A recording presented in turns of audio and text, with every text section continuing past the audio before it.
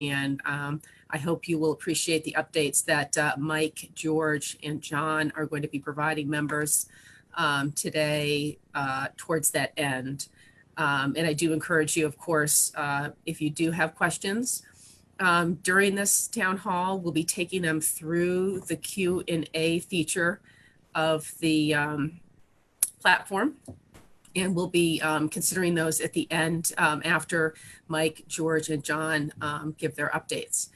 And we are also always open to receiving comments and phone calls and other contacts from members through Executive Director Mike Carroll or to any of the board members. So we welcome that as well. So with that, I will turn it over to Mike and let him kick it off. Thank you, Karen, and good morning, everybody. It has been busy since the last town hall. Around July 31st, the bondholders trustee has placed Coastal Resources of Maine into receivership, meaning that there is now a person on the ground in Maine who will have authority to make decisions.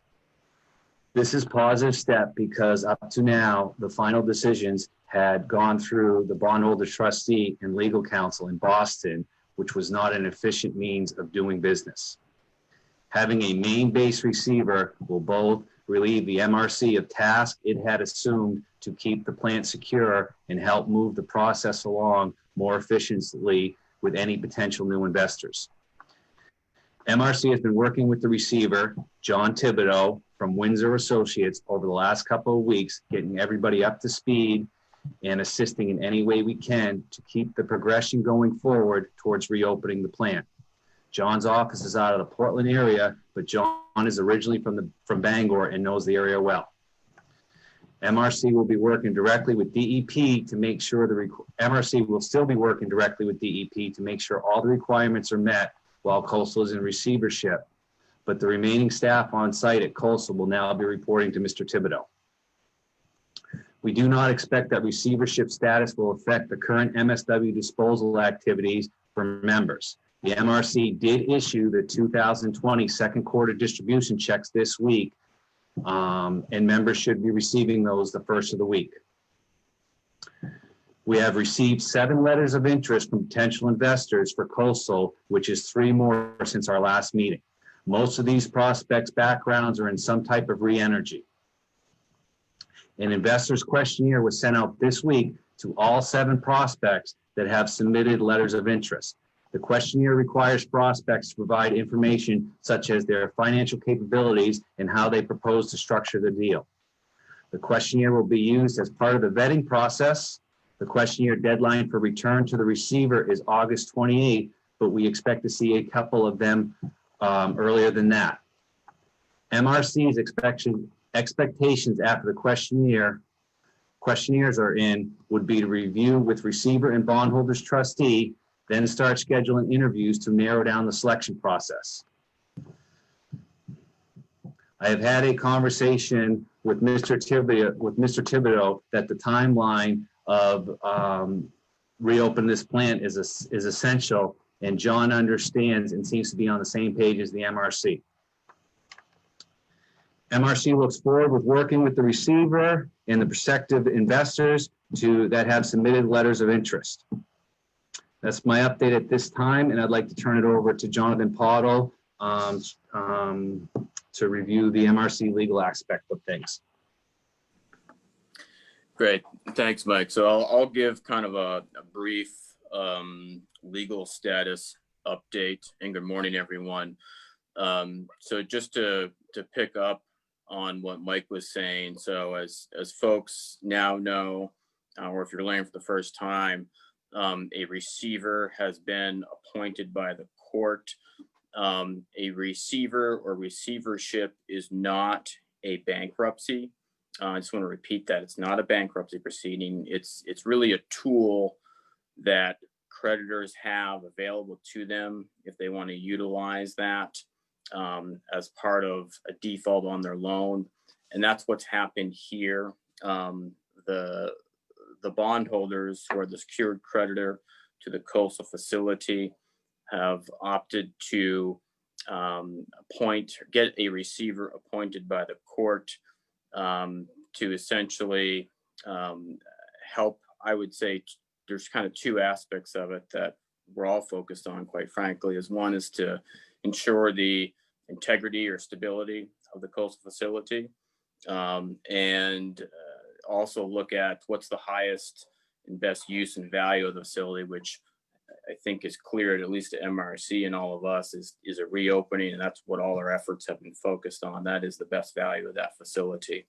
So that's in part kind of a restructuring of the business, whether it's through investment, new owners. That's the process that we're undergoing right now. So a receiver is really, its scope of authority is basically how the court sets forth when they appoint the receiver. Here, the receiver has the authority to have custody and possession of the facility.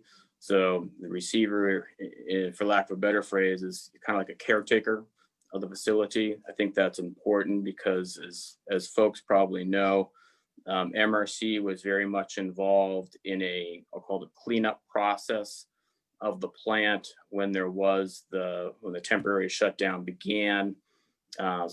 That cleanup process essentially has been completed. So now we've kind of moved to a different phase. So having someone there, that person being the receiver, to be a caretaker of the facility, I think is helpful for those reasons. And also as part of the restructuring of the business, I'll call it, in an effort to get the facility reopened with the potential prospects and interest, we'll be dealing with the receiver as well as the other stakeholders. So from my perspective, from a legal perspective, MRC's activities will continue as they have been. We'll just simply be dealing with another party, in a sense, or person, that being the receiver, to help get the highest and best use and value of the facility, which again, in our view, is in operations. So the other legal aspects of it, there are some pending lawsuits. The receivership, I think, can be helpful with those to provide a little bit of breathing room while we focus on those efforts. So I think that's a positive development in that respect. And going forward, as Mike said, in terms of the schedule, we're really, again, looking at, the remainder of August and September, again, as for looking for continuous progress to a reopening of the facility to have that incrementally occur. And from my perspective, the progress is happening. We are focused and continue to move in that direction. That's important because, again, it's a path that we're trying to follow and working towards to reopen. It's the highest and best use of the facility to get back to operations as quickly as possible. And, based on that, all of the various contracts, as we stated before, all still in place. There is that reasonable opportunity to reopen. So that is the focus of the MRC. As I've mentioned before, we will continuously monitor, continuously evaluate the situation if things should turn a different direction. But as of right now, the direction is positive, and we're focused on getting the facility back into operations. And that's all I have for an update. Thank you, Jonathan. George, do you got anything you'd like to add?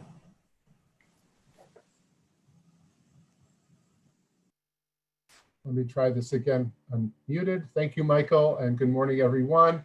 Not much. I just want to add a little bit of color and detail to the process we're going through.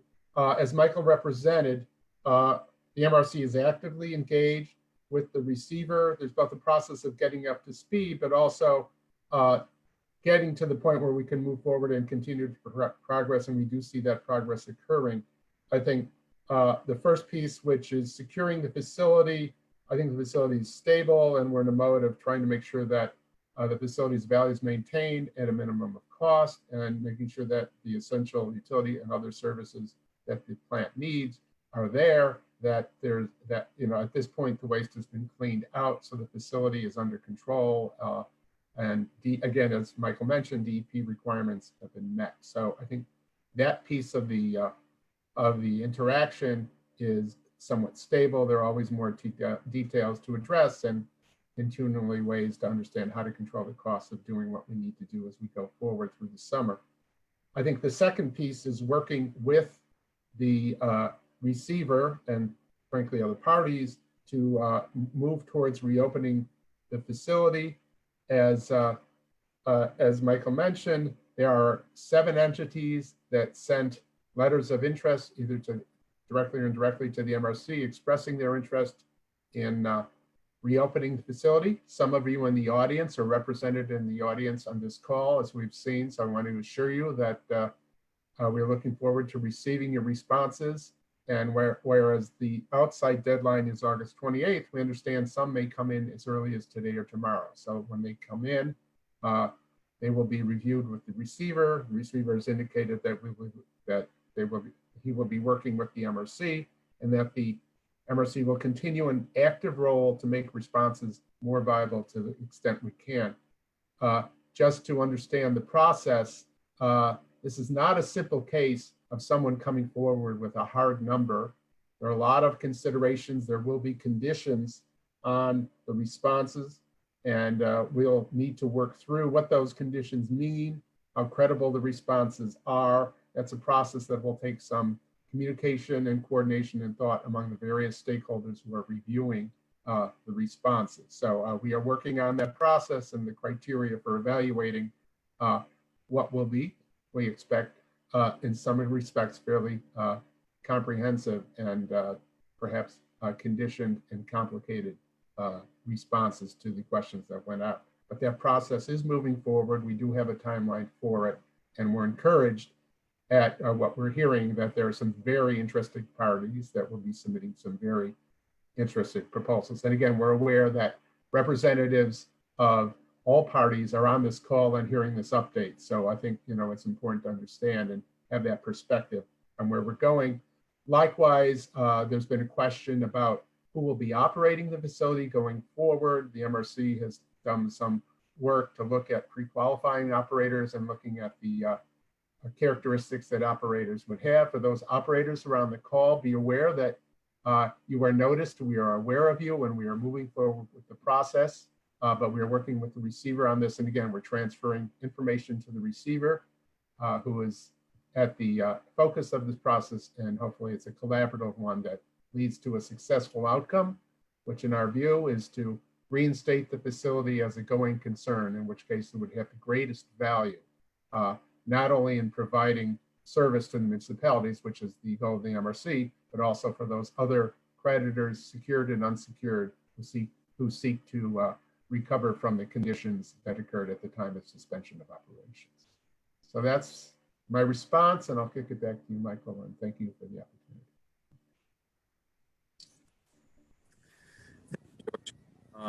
Karen, that's our update. Great.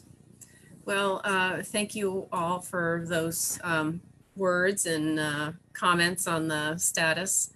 I guess I would maybe summarize it as saying that the MRC, while we're not in control of the situation, that largely rests right now with the receiver, that we're highly involved and we're doing everything in our power to facilitate the efforts of the receiver and doing everything in our power to keep things moving forward at as fast a pace as possible, since that is to everyone's benefit in our perspective.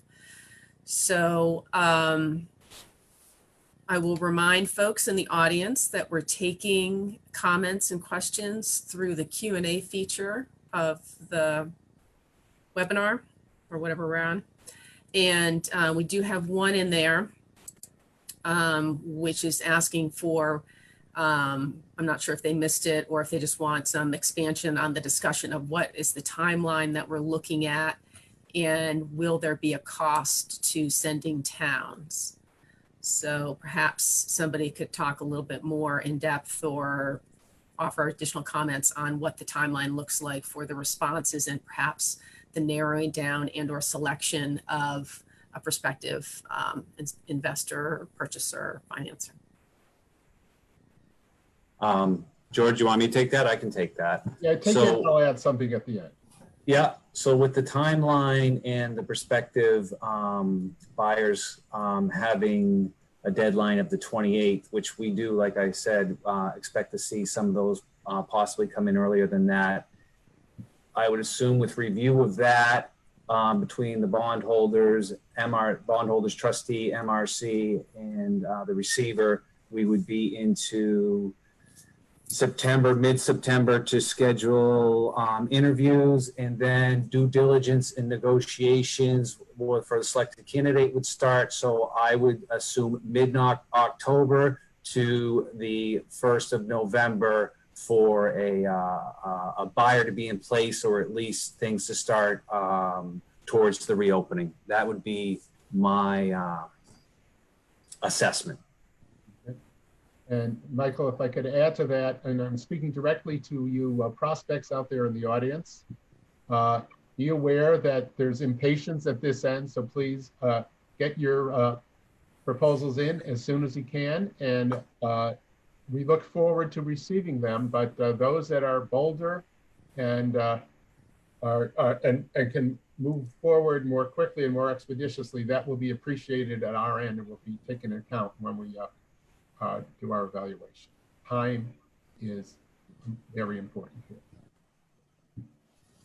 And I might just add, it's not just a desire of the board to, follow a quick schedule. We have our members, 115 member communities whose waste we're handling, who are all under contract with MRC to provide that waste to the facility. And there's impatience on their end. And so we're just sort of channeling that through and making sure that we're meeting our obligations with regard to the contracts. And there are members who are feeling dissatisfied because this was not what they had signed up for. We have asked for patience from our members, but that patience will not go on indefinitely. And we've been in this situation now since I would call late winter. So, we keep looking at, 30, 60, 90-day horizon, but that cannot keep going on. So this idea that this needs to get closed up this fall is pretty hard and fast. So. And Karen, on the, Yeah. I'm not sure if I understand the cost aspect of that, but I'll try.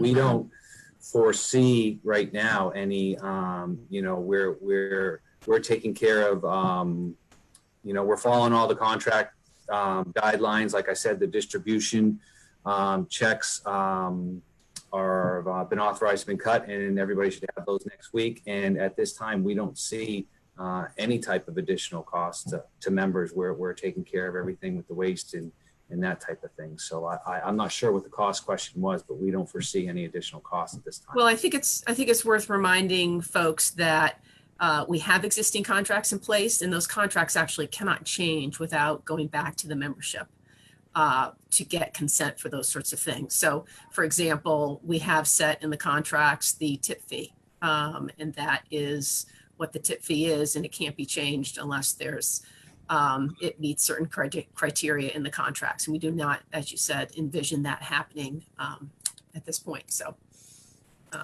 Sophie, did you have something, man? you have a comment? I don't know if I'm reading too much into it, but when members say what is the cost, and we try to differentiate between members and the MRC, MRC's money is member money. And I think what people need to hear is that MRC at this point is not spending MRC money, right? We have the only money that we're spending at this point is that money that is being reimbursed to us, correct, Mike? You're muted, Mike. I'm sorry, can you say that last part again? The only money we have? The only money that we're spending on the plant right now is money that is being reimbursed to us by the receivers. The money that we have spent on the plant to secure it, to keep the DEP permit preserved, is being reimbursed to us, yes. So when we talk about how much is this costing members, we have moved into a place of trying to facilitate the future of the plant without expending member money at this point. And at the same time, members are paying us a tip fee. We are tipping their trash. We're not making money on it and we're not losing money on it, correct? Correct. It's just about at a break even. Thanks, Sophie, for that. So we have another question. It says, does MRC have a contingency plan if no one is found before PERC declines our MSW? Since this has been going on, of course, our efforts have been mostly focused on the reopening of the plant. But yes, time has been spent on looking at contingency plans and, you know, some different things that we can do. And then also, you know, if the plant did not reopen, which, as I say, our focus has been on reopen it, is there any opportunities at the plant with other vendors or technology? So yes, some things have been looked at. Our focus has been concentrating on reopening the plant, but of course we have not ignored if it doesn't reopen. Thanks, Mike. Another question. Have all the permits that are needed for total operation, have they been issued?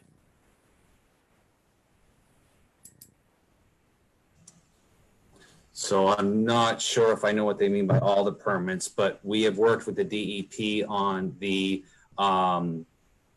waste permit, and where we are listed on it, if a new buyer were to come in, they said that they would be willing to work with us on in a timely manner to get that new buyer added to that permit, where if that new buyer just wanted to apply for a permit of their own, that would be a timely undertaking. So DEP is well aware that we would need their help on adding a new buyer's name to a permit, and they said that they would work with us and get that completed in a timely manner. Are there any other permits that were out there or in process or known that, you know, Fiberite or Coastal was going to be applying for that would need to be sort of considered or done in the future by a new owner? There would be a discharge permit for Bangor Water that they would have to apply, but I've spoken with them during this whole securing of the plant. So somebody would have to they'd apply for that and add to that, and an occupancy permit. We have to take care of some things and then get them an occupancy permit for the facility.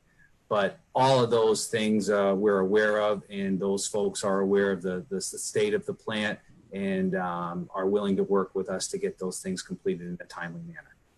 How about other DEP permits for other products or offtakes from the plant and what it produces? That would be the same situation as the waste permit. They understand that there might have to be a change to it, and depending on what the circumstances are or how the deal is structured or how it's done, they know that time would be of the essence to get that worked out and somebody else added to it, a permit or a change on the permit. So those would be more like assignments though. So the actual permits themselves have been approved, but you Yes. get a person added or assigned. The permits are still there and preserved when it comes to DEP. All right, let's see what else we have. Who has the final say on the new operator? Is it the receiver or MRC? Do members get any input?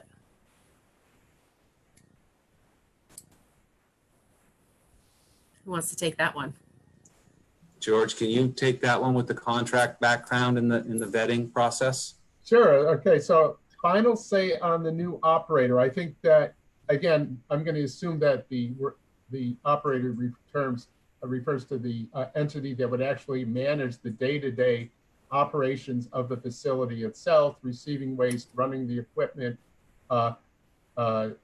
marketing and selling the products, and managing the residuals, managing the permits, managing customer service, etc. It depends. Well, so there are a number of stakeholders involved here. We have the receiver, who has a court-appointed authority and who is working with the MRC.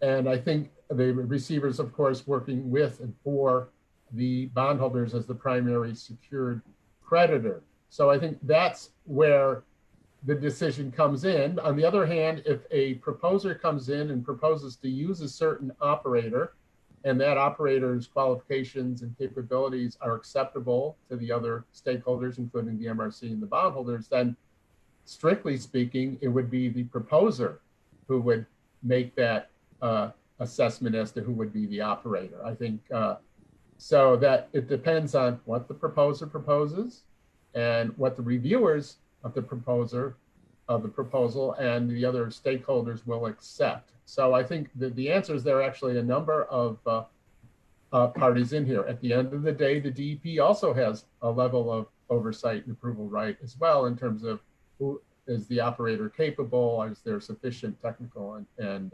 financial capability. So in that sense, at the operator level, there are a number of parties. Now, as to who picks the new owner of the facility, it's actually a similar response. Again, the receiver at this point is the point person on the process. The MRC is involved in the process. It will depend on who proposes, what those proposals look like, where they stand relative to each other, whether each of the parties is capable and considered capable and has requisite experience and basically enough money and is offering enough money to make the project succeed, and whether there are any fatal flaws or perceived fatal flaws or requirements that would preclude the proposal from going forth as it's been presented. So there are a lot of factors there that will be considered both by the receiver and in conjunction with the MRC and other stakeholders as we go forward. So I think, that's taking operator both in terms of operating the facility and operator in terms of operating the single purpose entity that will control the facility. But how about in terms of the proposer in general, like the overall choice, not necessarily the day-to-day operator? And again, it's going to be a similar answer. Working through and under the through a process controlled by the receiver in consultation with the MRC, in consultation with other stakeholders. Obviously, the proposal will need to be acceptable to the bondholders, and that will be brought by this receiver to the bondholders, and that process will be between them. But there will be other entities that will have to sign off on the process before it can go forward, including the Maine DEP. So it's not a simple answer as who picks a winner. It's who has a proposal that will satisfy the various stakeholders who are collaborating to make this process work forward. Thank you. The next question I see is, will Coastal Resources be involved in the new startup? I'll take a shot at that as well. I think Coastal Resources has certain knowledge on technology and business history that is important, for example, settling some of the claims. And to the extent that they can provide historical data and technical advice, that can be an important role to play. In terms of going forward, we would want to see that the entity coming in to operate it has the knowledge they need, but also has the capabilities to do what Coastal, frankly, was unable to do to make the facility perform and move forward and to implement various projects. And so the specific level of role of Coastal or Fiberite will depend on the proposer that comes in. We will be watching to make sure that there are enough checks and balances in that proposal so that, and enough management capability so that this time it can succeed. Yes. Yes, I agree with that, Karen. One of the things that we definitely want to keep our eye on is that the next owner has management at the facility, more or less overseeing whatever the different roles may be.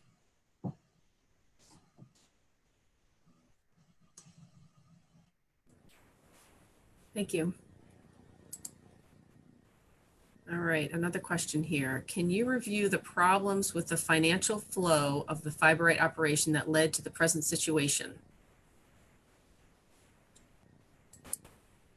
I think there are a couple of issues that, and again, this is ground we've covered, happy to summarize it again. I think that the proximate cause was that in February, there was a need identified for an additional investment in some facility upgrades. There was a proposal put forth to borrow that money.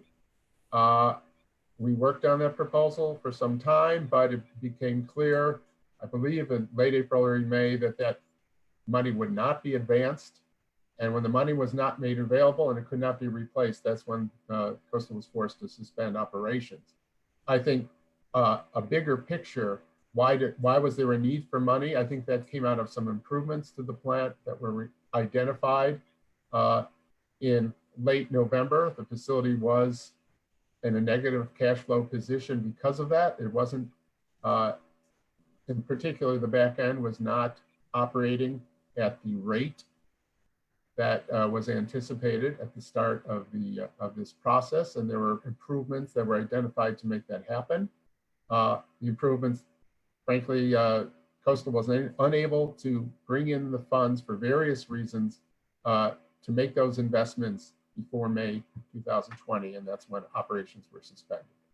So I don't know if that's answers the question. It's my attempt to look at two aspects. What was the proximate cause and what was the performance reason? And I think the performance reason, the upshot of it was that waste that should have been produced and turned into materials was being basically part of the residual stream. It was a cost rather than a source of revenue. And the difference between the two was enough to cause a negative cash flow condition that led to suspension of operations. Thanks, George. We have a kind of a similar kind of more backgroundy kind of question here. Can you please remind us how MRC members towns MSW is being managed through this interim time period? Is there any recycling or composting in the process? Are we in compliance with the state mandated hierarchy? So I can take a stab at that one. So when we went into bypass, the agreement would be that Crossroads landfill run by Waste Management gets all the waste. So we had negotiated a deal with them, which they really stepped out of the box for because it was a big loss of revenue to them, that they allowed us to take about 3/4 of our waste and send it over to PERC. So that waste would be made into energy, which we did verify that that was happening. And the governor did have an order out that at that time recycled waste that was going to there, which the MRC does not have recycled contracts. They just have the MSW contracts. Our members have their own recycling contracts, but the governor did have an order at that time that could be considered due to COVID towards their recycling numbers. So Coastal had to be at 50% with the state when it came to recycling. I am not sure where that number is since that they've had their temporary shutdown where they were at prior to that, or if the MSW that's currently going over to Penobscot Energy Recovery could be considered in that number. But I can say that 3/4 of the waste that we have under contract is going over to PERC and being made into energy. So to the extent possible, we're trying to comply with the hierarchy or making efforts to improve our level on the hierarchy for the waste Yes. that we're handling. Thank you. All right, next question. I don't understand how you are establishing the criteria to review the proposals after you have read them. It doesn't make sense. That doesn't make sense. George, you want to talk a little bit about the criteria again? Yeah, I think first of all, we established the criteria before we read any proposals because we haven't, frankly, we haven't seen any the responses to the questionnaire that was sent out by the receiver within the last few days. So I think the criteria were fairly straightforward. I think at one level, there are the minimum requirements for capabilities and qualifications and experience. We're looking for entities that have enough money to do the job, have enough money ready, and enough liquidity so they can apply the money and not have to wait, for example, for a financing that would take 6 months. That would take too long. So money at the ready and the willingness to put it into the project is a primary characteristic. I think we're looking for experience with distressed asset situations, and there are entities that specialize in going into assets that have suspended operations and turning them around. Turnaround management is its own field. We understand that those entities may or may not have expertise in the environmental or waste treatment or waste processing area. So they're also looking to have entities tell us about how they plan to team with other entities that have that expertise if they don't have it. And again, we're looking for experienced entities, experienced in waste processing in the United States with hopefully comparable technologies, or certainly familiarity with the type of equipment that would be restarted. Also, to the extent that they can, experience with the back-end equipment, which again is somewhat unique to Fiberite, but there are parallels in other industries, and also ways to address those issues by bringing either outside experts with expertise or experience, for example, in pulp and paper or other areas that might be relevant to the process. So I think that the criteria, and again, when it comes down to after you've gone through the minimum requirements, then we're looking for fatal flaws. Whose proposal has an approach that frankly might take too much time or looks like it might not be acceptable to any of the parties. Those are judgment calls, we understand that. And then at the end of the day, there's going to be a decision made both on the most value to those going forward, the most likelihood of success, and meeting all the minimum qualifications. So there are a number of considerations to juggle here. On the other hand, we understand that it's not as simple as going for the high bidder for buying an asset, because if a high bid comes with conditions that can't be met, it's not really a high bid, is it? And we need to anticipate those conditions and evaluate them reasonably. So that's the plan. That's the approach we're taking.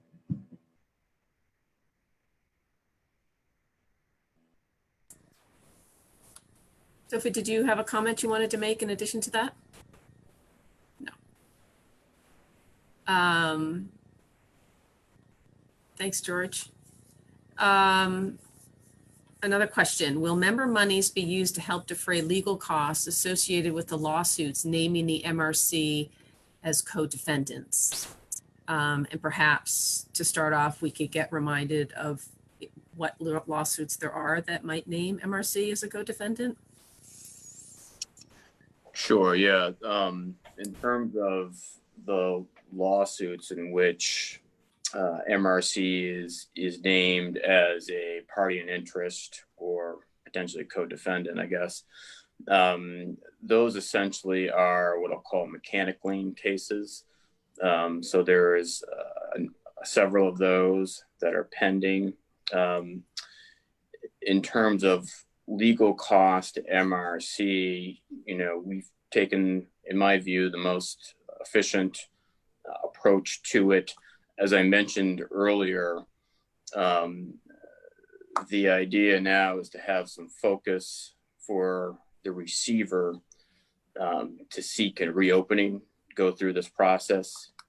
During that time frame, in my personal view, and I think this view is probably shared by other stakeholders and creditors, is that it doesn't make sense to incur litigation costs while that process is unfolding. So we've undertaken efforts to have a brief pause, if you will, on those lawsuits, such that the receiver can focus on his efforts to one, maintain stability of the facility, and two, seek a restructuring aimed, we hope, for a reopening, because that's the highest and best use. Frankly, that's in the interest of all the stakeholders that are creditors, because highest and best use typically means more value. So in terms of those lawsuits and litigation costs, those should be, from MRC's perspective, fairly minor, I would say, in the grand scheme of things, primarily because we're seeking to have a temporary pause on those such that the prospect and proposal process can unfold without interruption, if you will, or distraction by those lawsuits. Because if it is successful, I think that'll help take care of those lawsuits without the need for further litigation. Great, thanks, John. Another question about permits. This one's specific. It asks if the permits are now in place for the sale and use of the pulp in Maine. Yes, the permit is, it's for use as the pulp as a biomass. So the permit is in place in Maine for pulp to be used as a biomass. Thanks. It's my understanding, is my understanding correct that the MRC has no voice in the selection of the new owners? I think the MRC clearly has a voice. I think we are working with the receiver. If you look at legal remedies, if there were to be a process that was not cooperative, the MRC does have certain controls and legal remedies. Hopefully we won't have to fall back on those, and we can negotiate and work and collaborate with the other parties to get to a mutual decision. That seems to be where we're going now. But the MRC also has, if the carrots don't work, we do have some sticks. Thanks, George. Is waste management being paid timely for accepting our MSW? Absolutely. We have not been late on a payment yet. Glad to hear that.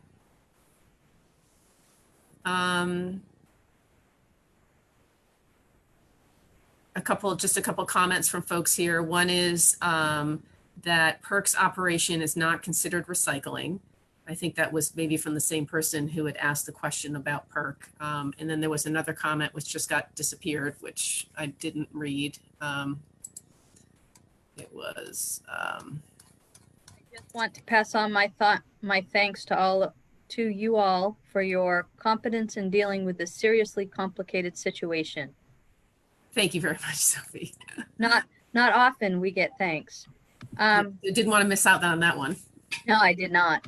I do want to go back to the PERC operation is not considered recycling, and not to split hairs, but Executive Order 24 FY 19-20, which was issued on March 26, says that waste paper, waste wood, demo debris, motor vehicle tires, and cardboard that go through waste to energy plants are considered or can be considered recycling through January 1, 2021. So not 100% that goes through is recycling, but there are some elements of what goes through there, and that has been expanded as a result of the pandemic.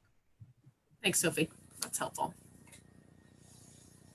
Not what the kind of recycling that people might want, but it's a good second best given the circumstances we're facing, the world is facing. Another question. Municipalities under the joinder agreement have a no municipal composting provision. Can municipalities now start their own composting programs since the waste is no longer going to CRM? And I'll just kick this one off as somebody decides who wants to answer this question by reminding all of our members that the contracts that we have are currently still in place and still in force. And so all of those provisions still apply. So I don't know if anybody wants to talk about the composting program and make any additional comments about it. Well, I think the contracts are clear that the first step is to contact the MRC. So I would encourage, every municipality has different situations. So call Michael and talk about your situation and we'll work it through. Yes, I agree with that, Karen. Like you said, the contracts are still in place, and not only do they have the term in there for the composting, but there's also a commitment of MSW that's been made in that contract, and that composting would affect that commitment. Thanks. And again, I just, I know we sound a little bit like a broken record, but we do anticipate the situation is temporary, and that we will know in the near future whether or not this plan is going to be able to be reopened. And if not, of course, then everything will change and different options will become available. So I know we've been asking for people's patience for many months now, but you know, things are moving forward and we do have a plan and process in place now and a person who's guiding that process, that being the receiver. So we anticipate there to be movement and actual decisions that will be in a position to be made in the very near future. So, and I believe we have one more question here. Does that mean it can be used by a paper mill to make paper products? I think this is a follow-up to the permit question about pulp. And yeah, I'll get that, Karen. No, in Maine, it cannot right now. It's not permitted as pulp to be used as for making paper in Maine, but it's outside of Maine, it can be sold. And there was, just before we went into the temporary closure, there was 2 major cardboard producers that were looking at the pulp and actually taking demo loads that we are still trying to keep in contact with as these new buyers come in so that we can possibly manage a relationship there. great, thank you. So the last that thing that came in was an attendee saying thank you all, very much appreciated updates. We don't have anything else in the queue right now. If you do have a thought or a question that you have that want to submit that now, we can address it. Good job, good goals, good plan. Glad to hear that. Thank you from one of our members. And right now, we don't have a specific date scheduled for our next town hall update, although we do anticipate having one within the next 3 to 4 weeks. We didn't want to set one a month out, thinking that we might need or want to do one sooner than that, given our prospective timeline. So we do anticipate having one again by mid-September. So keep your eye out. I assume you all are signed up for MRC's email notice contacts, and that is how we would distribute information about that. Anything else, Mike, that we wanted to share with folks before we took off here? Yeah, I want to thank everybody for their patience. I mean, I still try to talk to people as much as possible, get a lot of calls, and we usually mention in these meetings, and in case there's anybody new attending the meeting, you know, our focus is reopening this plant. I've been in this industry over 20 years, and the one thing about this plant is it's definitely the hierarchy of MSW. We've seen that it works, the technology works. It's one of the highest diversion rates I've seen in MSW, and we just need to focus and continue our efforts on what we're doing on getting this back up and going, because we talk about the hierarchy of recycle, and like I said, May was one of our best months right before the closure, where we had the highest numbers we'd ever seen. So thanks everybody, all the members, for their patience. We're doing everything we can on our end, and we hope to see things really starting to turn around here soon. And I do want to extend my thanks and appreciation again to Mike, George, and John, who have been putting in very high quality time and effort to get that plant reopened and to work with the parties. I think their value has been proven time and again in working with the various parties that have been involved in this restart process, and we really appreciate their efforts. I don't know, does any other board members have any comments or want to make any statements before we head out here?